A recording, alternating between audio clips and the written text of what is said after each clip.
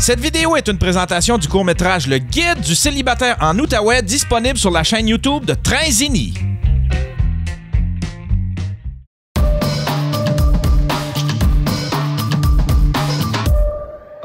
Avez-vous regardé l'entrevue de Julien Lacroix avec Monsieur Stéphane Bureau? T'en as pensé quoi? J'ai pas écouté ça, moi, fait qu'allez-y. Moi, je l'ai checké. C'est drôle. Non, ben j'en ai pensé... tu sais, c'est oui, le seul truc que j'ai vraiment renoté, c'est que tu sais, il parle beaucoup de son cheminement, puis qui a évolué, qui a travaillé sur lui. Puis un moment donné dans l'entrevue, il dit je dis la même affaire, puis ça n'a pas changé depuis le début. Puis t'es comme ok, mais t'es pas supposé avoir fait du cheminement. Ouais, c'est ça. Il y a ça, mais sinon, tu sais, il s'est fait confronter. Je sais que Stéphane Bureau, il s'est fait critiquer, je pense, un peu là-dessus. Il s'est fait critiquer. Mais je sais pas qu'est-ce qu'il s'est dit sur lui, par exemple. Il s'est fait critiquer, puis lui-même, il a avoué, il a écrit... vu qu'il n'y a pas de réseaux sociaux, il l'a fait sur LinkedIn. Okay. Mais il s'est excusé de l'entrevue parce qu'il disait que c'était pas l'entrevue. Il dit, c'est pas moi, ça. Il dit, je veux pas pousser personne dans mes... tu sais... j'essaye pas de pousser des valeurs ou d'être moralisateur. Puis il dit, c'est comme si j'y refaisais une enquête pour absolument aucune raison. Mm-hmm. Puis il paraît que c'était bien malaisant à ce niveau-là. Moi, je n'ai vu des bouts, puis effectivement, c'était malaisant. Là. Il était trop confrontant, dans le fond, mais je l'ai pas écouté. Ouais! Puis tu sais, c'est comme s'il était en train d'enquêter. C'est comme s'il était un enquêteur puis qui était en train d'y passer. Voilà, une des premières questions, il dit genre quelle question t'aimerais que je te pose en commençant? Puis là, Julien comme ben ça va bien. Puis il est comme mais mettons après ça là, tu sais, mettons que tu étais à ma place, tu ferais pas que je te laisse te sauver de même là, tu voudrais que je te mette dans un coin, ça serait quoi la question?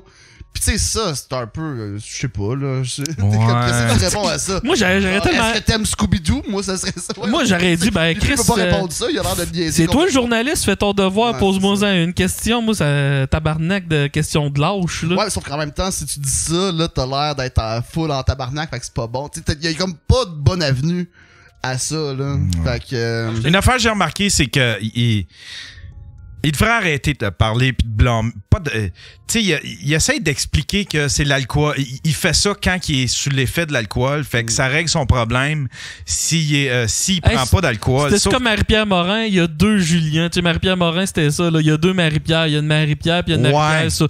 Ça, là, de dire que c'est quelqu'un d'autre. Ouais. Il le fait pas explicitement, mais il le fait de façon détournée. Il fait la même affaire. Puis il arrête pas de blâmer l'alcool, mais faut qu'il arrête ça parce que ça pisse off le monde. Je sais ce qu'il veut dire. Il veut dire, tu sais, moi, j'ai juste à arrêter de boire puis ça se passera pas des affaires. Je serai pas malaisant puis je serai pas grossier. Mais en même temps, faut pas que tu blâmes. Tu sais, c'est quand même lui, puis ça, il y a tout le temps de la misère à le dire que c'est lui qui fait ça, puis que c'est juste l'alcool, c'est juste un élément. Parce qu'il y en a en masse du monde qui boivent, mais qui s'en prennent pas, tu sais, qui agressent personne, là, tu sais. Mais deux bières, je t'arrache ton linge. Mais c'était effectivement malaisant. Je le trouve tellement bon. En plus, Stéphane Bureau, je trouve que c'est un des meilleurs, là, tu sais. Quand il a reçu Didier Raoult, tu sais, il a fait une entrevue, tu sais, il s'est fait critiquer aussi pour cette entrevue-là. Mais moi, je trouvais que ça avait sa place, une entrevue avec... c'était quand même un personnage important dans le monde du COVID, qu'on aime ou qu'on n'aime pas, qu'on croit ou qu'on croit pas. C'était un intervenant dont tout le monde parlait. Fait que c'était bon d'avoir une entrevue, connaître c'est qui ce gars-là. Mais en même temps, il l'a pas confronté sur des trucs scientifiques parce que de toute façon, ça aurait pris un panel pour pouvoir le défier live, là, tu sais, là, tu sais, quand t'es rendu là. Je l'ai pas vu celle-là, par exemple. Mais en fait, la seule affaire que j'ai vue de son émission, c'est celle de Julien. J'étais curieux de savoir. Habituellement, il est mieux que ça. OK. Ouais, il est vraiment mieux que ça. Il est plus là, c'était condescendant. Là, mais tu sais, de voir un journaliste de même s'excuser après et dire, regarde, j'ai eu tort là-dessus, je trouve ça rafraîchissant, par exemple. Là. Oui, très. J'aime ça parce que, tu vois, pour Didier Raoult, il s'est fait défier. Le Radio-Canada l'ont blâmé. Il y a eu un blâme de Radio-Canada, puis il a dit « Je ne plierai jamais les chaînes devant des gens, tu sais, devant ce genre de pas de cancel culture, mais un petit peu, là, tu sais, là. » Il s'est tenu debout pour Didier Raoult, puis quand il a tort, il l'a dit lui-même, là, tu sais, là, puis ça n'a pas pris beaucoup de critiques. Tu sais, il s'en est rendu compte. Tu vois qu'il s'en est rendu compte lui-même que c'était pas l'entrevue l'entrevue. C'était pas l'entrevue qui aurait aimé mener, là, tu sais, là. Je vais pas te crisser dans le merde avec cette question-là, mais Julien Lacroix, t'es-tu déjà venu à GHB dans ta animé? Non, jamais. Ok, c'est arrivé après, pendant ou à... non, c'était après le... C'était après le MeToo. Est-ce que lui, il avait déjà été vraiment cancellé? Je m'en rappelle pas, mais il était jamais venu à GHB. Ok. Fait que ça me met pas dans la marde, là, mais non, il est jamais venu là. Mais je me questionne quand même un peu sur son retour, parce que c'était beaucoup un peu là-dessus que ça penchait vers la fin de l'entrevue. Ouais. Puis pour en avoir parlé avec d'autres humoristes quand même, sur mettons qu'il revient, c'est sûr qu'il est barré de pas mal toutes les places de rodage. Il est barré du bordel, il est barré de toutes les salles. Fait que son rodage, je me demande comment il peut le faire de son show. T'sais, oui, il y a déjà il peut louer des petites salles. Ouais, il y a ça. Puis pour sans name drop, là, mais je disais avec un autre humoriste qui disait que c'est que le personnage de Julien fonctionne plus. C'était un peu l'enfant de cœur. Ben oui. Mais qui disait des affaires horribles. Grossier. Là, l'enfant de cœur, il est comme plus là. Fait que qu'est-ce qui reste de ça? Il n'y a pas le choix de tout changer au complet, son approche humoristique. Je pense pas, moi. Tu penses pas? Tu penses qu'il peut revenir comme si de rien n'était, puis le monde... Moi, je te dis, là, s'il y a une affaire que j'ai appris du milieu humoristique, mais c'est même pas juste contre le milieu humoristique, c'est de l'être humain en général, on oublie tout. Moi, je te dis qu'est-ce qui va arriver. Non, écoute-moi bien. Ah, OK. Moi, je pense que ça va prendre du temps, là. On parle encore d'une couple d'années, mais là, tu sais, à peu près toutes les soirées d'humour vont dire non. Là, il va en avoir une qui va dire oui. Ils vont se faire blâmer par toutes les autres. Mais là, il va en avoir un autre qui va dire oui. Ils vont se faire blâmer, mais pas par tout le monde. Puis là, il va y aller une troisième. Puis là, il va se faire moins blâmer. Puis maintenant, on va se rendre compte, Chris, c'est comme avant. Moi, je peux te dire une affaire. Puis c'est ma prédiction, puis c'est un peu ce que je souhaite. Je peux avoir tort, là. Ouais. Je pense que au niveau médias traditionnels, TV, radio, je pense pas qu'il va revenir. Parce qu'ils peuvent pas se permettre ça. Tu sais, le monde le compare à Joël Legendre, mais c'est pas Joël Legendre. Oh, c'est pas la même game, là. Ben non, Joël Legendre, sa victime, c'est un buisson, là. Tu sais, tandis que Julien Lacroix, même s'il y a des femmes qui se sont rétractées, il en reste quand même qui ont pas dit, qui se sont pas prononcées. Tu sais, fait qu'il y a encore des histoires qui peuvent être plausibles. Fait que il peut pas retourner à la télé. Je pense pas qu'il puisse retourner à la télé puis à la radio. Puis de toute façon, il y aurait pas sa place. Il y a encore il y a du monde qui ont jamais rien fait à personne, qui ont fait de mal à personne, qui ont du talent puis qui ont leur place. T'sais. Fait que ce serait voler la place à quelqu'un qui a jamais rien fait à personne. Mais je pense que il va être capable de se louer des petites salles, puis il va être capable de sortir il va avoir sa crowd qui va le suivre. Puis ça, je pense que c'est bien correct s'il veut faire ça. Mais son humour va avoir changé. Louis C.K., son humour a changé. Puis pourtant, Louis C.K., c'était pas si grave que ça. Sauf son humour a changé. Moi, je trouve pas que ça a changé tant que ça. Son humour à Louis C.K., tu sais, c'était... Tu sais, pour avoir écouté, tu sais, Sincerely puis Sorry... ça reste du bon vieux Louis C.K. quand même, là. Ouais, mais il parle plus beaucoup de... Il va plus parler de sexe, de masturbation. Il va parler de ses enfants. Il va parler des affaires... tu sais, il y a des sujets qui... Il reste bon, mais tu sais, il y a des affaires qui ont jumpé. Fait que tu retrouves du vieux... Tu sais, parce que Louis C.K. il parlait de tout, mais il parlait beaucoup de famille, il parlait beaucoup de lui dans sa quarantaine. Fait que là, il parle moins de cul.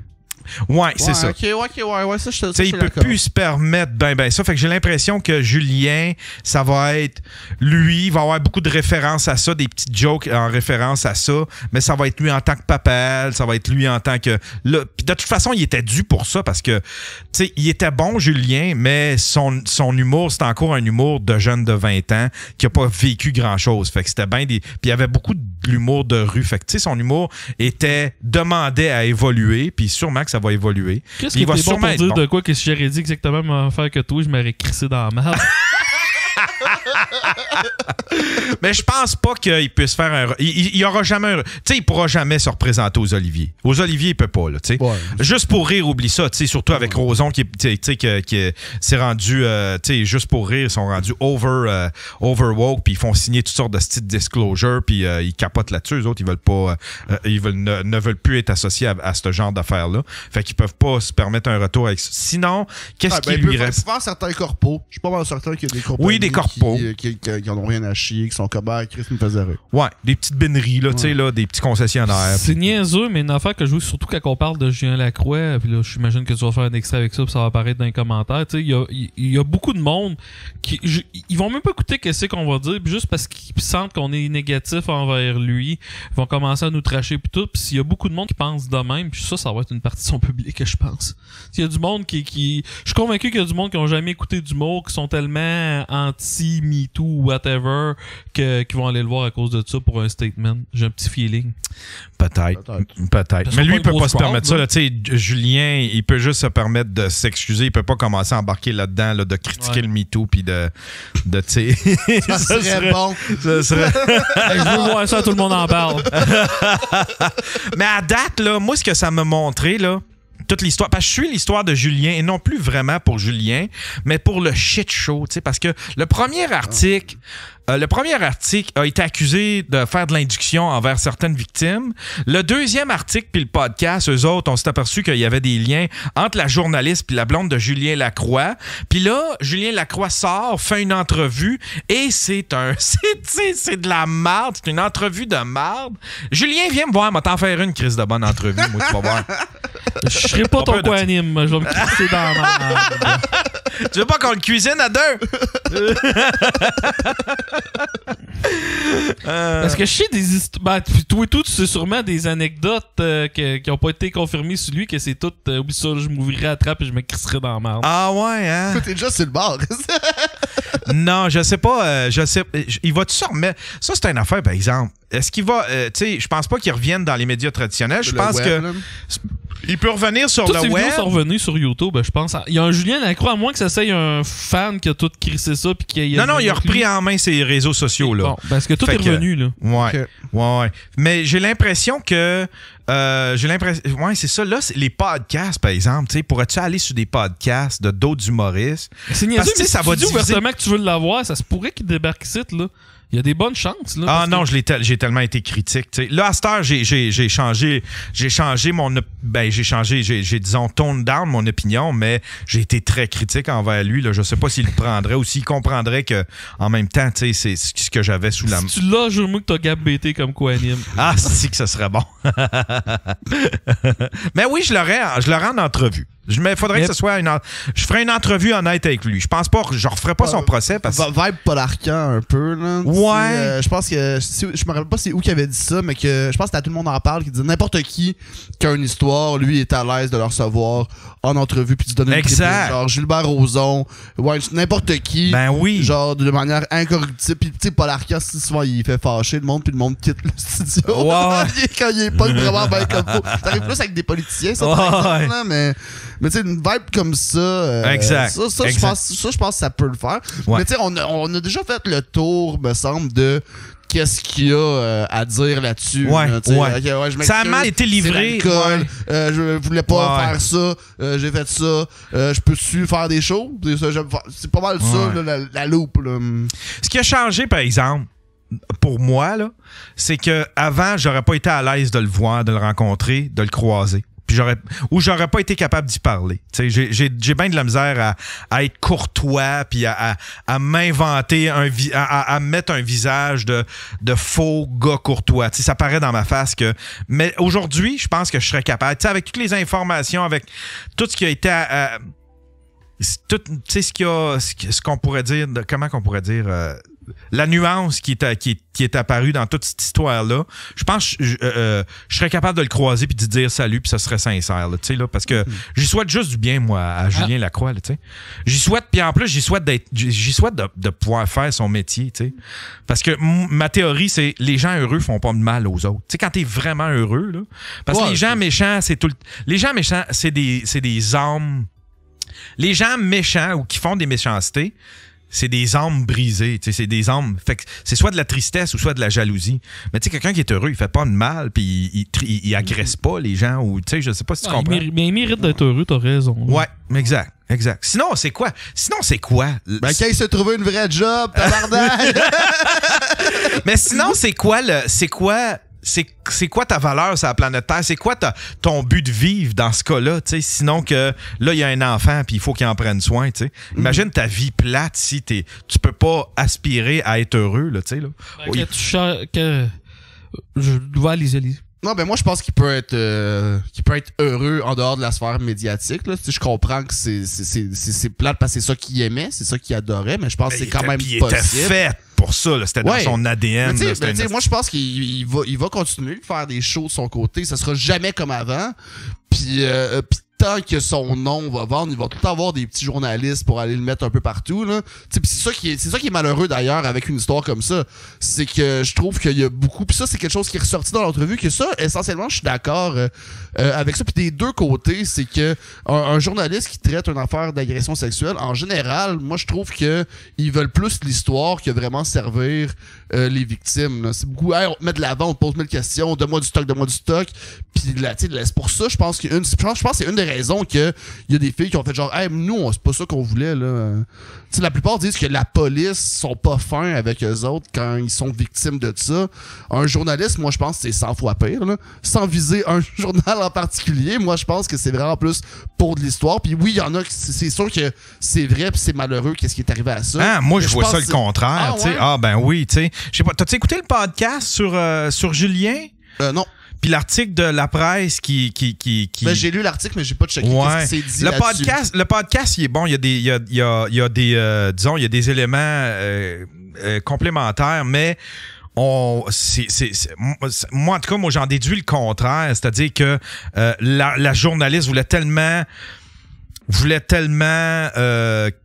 elle voulait créer des victimes. Elle pensait servir le mouvement MeToo en créant et en poussant des filles à se dire victimes. T'sais. Fait qu'il y a eu beaucoup d'inductions de part des... d'exposure pour quand t'es justement victime de tout ça. T'as déjà vécu quelque chose d'horrible. La plupart, ils barrent ça, puis c'est pour ça qu'ils vont pas nécessairement dénoncer comme ça. Puis là, en plus, tu mets ça front page du journal devant tout le monde, là. Tu sais, c'est quelque chose de... Même si c'est horrible, c'est quelque chose de quand même très intime que t'as vécu, t'as été brisé. Ouais, mais je sais pas si tu te souviens de l'article, par exemple, il y avait pas beaucoup de filles qui étaient nommées. Puis il y en avait même il y avait des récits qui étaient... Il y en avait même qui n'avaient pas de récit, là. Tu sais, ils ont dit qu'il y avait 9 victimes, mais il y avait peut-être... Le premier article, là, tu sais, celui qui l'a coulé, il y avait peut-être, je pense, à peu près 4-5 récits. Il y a son ex qui était nommé là-dedans. Sinon, il n'y avait pas beaucoup d'autres filles qui étaient nommées. La plupart étaient anonymes.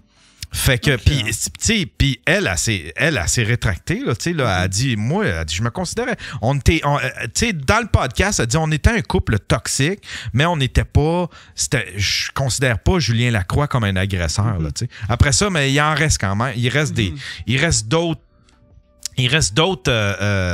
victimes qui ont pas parlé. Fait qu'on peut juste présumer. Là, ben, pas présumer, mais il y a la présomption d'innocence, mais en même temps, ça garde quand même une espèce de soupçon. Ok, bon, j'étais peut-être de mauvaise foi envers les journalistes. Ça m'arrive souvent, c'est ouais, mais les journalistes sont...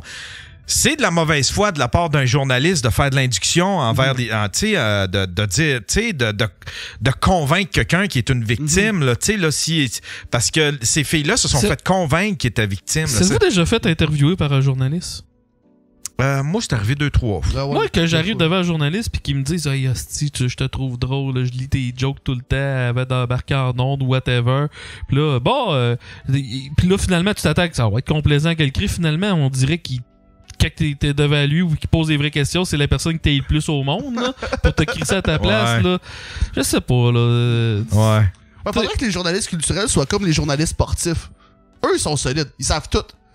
C'est vrai, ils savent tout. T'étais où quand t'étais recru, quand t'avais 19 ans, t'as été repêché par qui? Journaliste culturel, c'est OK, fait que toi, tu fais de l'humour quel genre? T'es comment? Ah oui, Chris, oui. OK, ben tu sais rien, tu t'as pas checké absolument. OK, bon, c'est correct. Alright. T'as dit stand-up, tabarnak! Mais t'as raison, on a style là-dessus, mais... Je sais pas, là. Je sais pas trop quoi dire de plus là-dessus.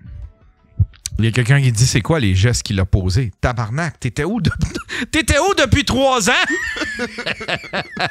Mais je sais pas, moi... c'est comme moi, présentement, ça fait un petit temps que j'ai pas vraiment fréquenté des soirées d'humour. Fait que, tu sais, j'ai plus le pouls du milieu pantoute là-dessus. Là.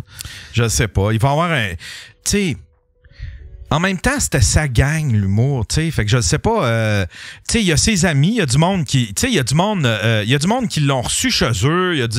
Il parle encore avec plein de monde. Il y a encore plein d'amis là, dans le milieu, là, Julien Lacroix. Allez voir qui like ses statuts. Mais c'est tout du monde. Ouais, c'est ça. C'est tout du monde qui veulent pas le révéler parce qu'ils vont se faire shame par d'autres personnes. Il y a eu une période difficile. Là, puis là, les rôles se sont inversés parce que là, c'est Rosalie aujourd'hui qui se fait un petit peu, à cause de l'article, qui se fait harceler. Là, là. Puis quand tu écoutes le podcast, Rosalie paraît pas bien dans ce podcast. Okay. Elle paraît vraiment pas bien dans ce podcast-là. Fait que c'est un shit show, je trouve. Pas juste au niveau du mouvement MeToo, puis au niveau de...